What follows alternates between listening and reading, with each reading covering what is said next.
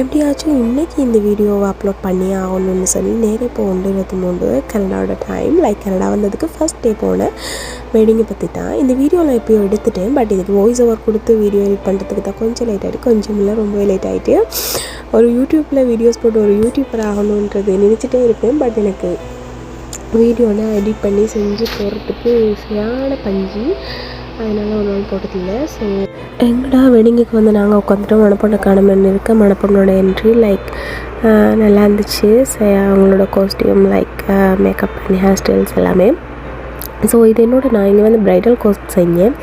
So அவங்க எனக்கு teach பண்ணவங்களோட மகளோட வெட்டிங் ஒன்று தான். ஸோ அவங்க இன்வைட் பண்ணியிருந்தாங்க, அதனால் போயிருந்தேன்.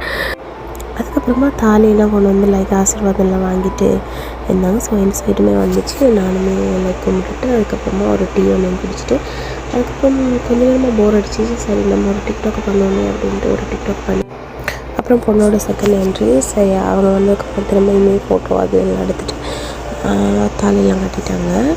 ஸோ தாலி கட்டி முடிச்சதுக்கப்புறம் நாங்கள் எல்லாருமே சாப்பிட போயிட்டாங்க. ஸோ நானுமே சாப்பிட போயிட்டு வந்து வந்ததுக்கு சரி ஒரு ஃபோட்டோ எடுத்துகிட்டு நம்ம கொண்டு வந்து கிஃப்டையும் கொடுத்துட்டு வெளிக்கிட்டோமே அப்படின்னு பார்த்தா சரியான கூட்டம். ஒரு 500 பேர்கிட்ட மேலேயே இருப்பாங்க. 2 சைடும் லைனாக நின்றுட்டாங்க. ஸோ இதில் நின்று போகிறதுக்கு அவ்வளோ டைம் ஆகும்.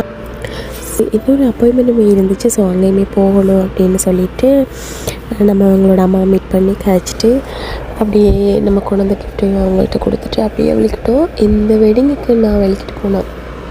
பிக் வந்து உங்களுக்கு லாஸ்ட்டில் அட்டாச் பண்ணேன். ஸோ பார்த்துட்டு எப்படி இருக்குன்னு சொல்லுங்கள். தேங்க்ஸ் ஃபார் வாட்சிங். பாய்.